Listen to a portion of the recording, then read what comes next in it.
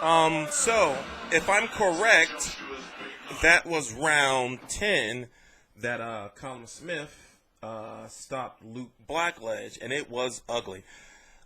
With the recent injuries and deaths in boxing these days, for example, most recently, Denis Lebedev, remember he was defeated by Murgassiev last week. He was hospitalized.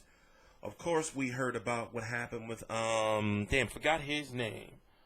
Nick Blackwell, with Chris Eubank Jr. Then, no disrespect, but he knows this, his dumb ass goes back and starts sparring again and then gets put back in the hospital. I hear he's doing well again after, his brain didn't fully heal.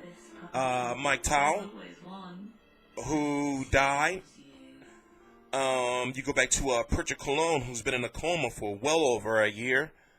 I'm just hoping that Luke Blackledge is doing well because he got up.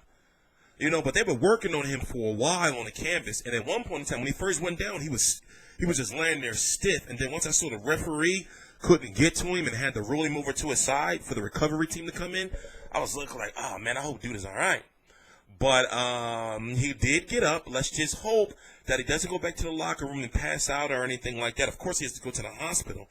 But Luke Campbell, right now, what is he? Luke Campbell is, it was in around 10th. It was the 10th round in which he was stopped. A lot of the commentators from what I was hearing, it felt as though they should have stopped the fight earlier because he had no chance to win.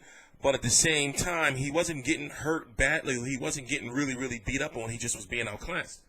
So, Callum Smith is 22-0 with 17 KOs. He's the brother of Paul Smith.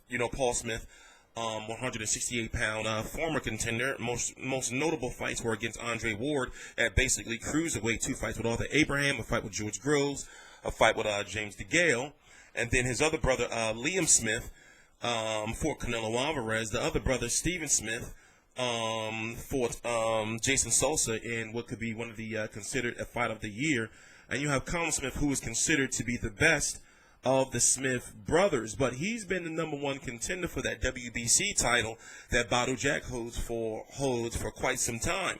But what Eddie Hearn has been doing is keeping him active. For example, this is his fourth fight this year in 2015.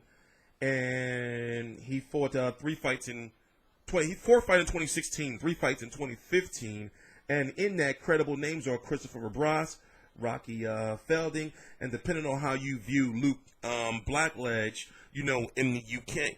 But basically, he's just waiting for the winner of James DeGALE and Bado Jack. James DeGALE IBF champion, Bado Jack WBC champion, and it's 2 birds with 1 stone because they have to. Whoever wins that fight has to fight Callum Smith, and he'll be able to fight for 2 belts instead of 1. And then you have that potential George Groves versus Trudanoff winner fight out there. So, the 168-pound division is, looking pretty good for Callum Smith if he continues to do what he's doing.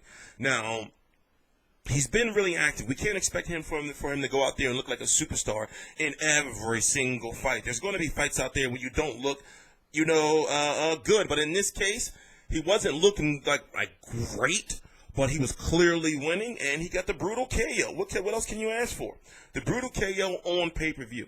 He put an end to him. I mean, let's hope that, like I said, that Luke Blackledge is all right, but he put an end to him.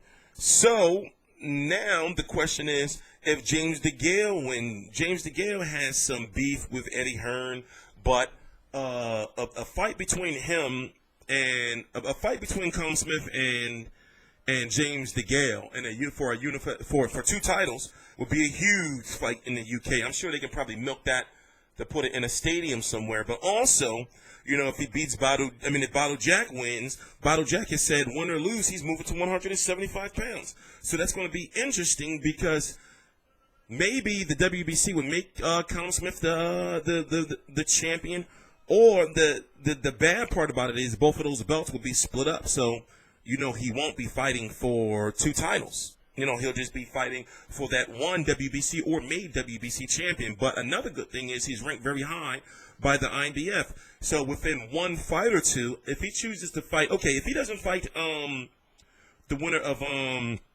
Jack versus DeGALE. That fight is happening on January the 14th. I'm going to be there in New York.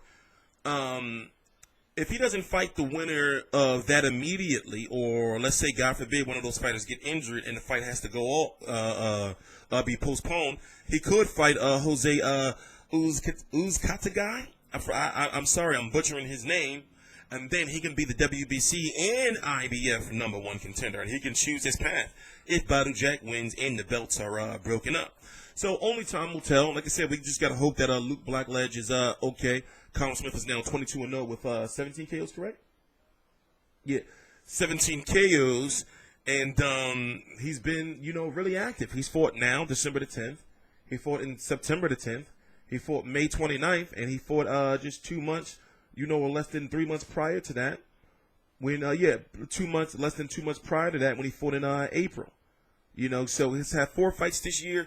Now in 2017 is the title path. The question is he going to have one more fight in January? In 2017 before moving on to the title? For example, maybe fight in February, and then in May or something for the title, or titles.